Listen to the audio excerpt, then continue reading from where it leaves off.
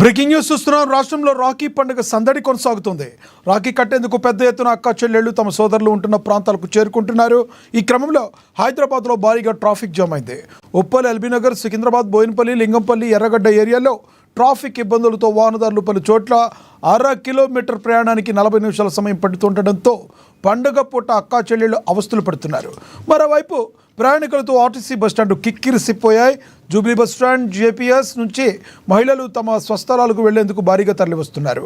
Rakhi special పేరుతో Telangana RTC ప్రత్యేక సర్వీసులు ఏర్పాటు చేస్తుంది.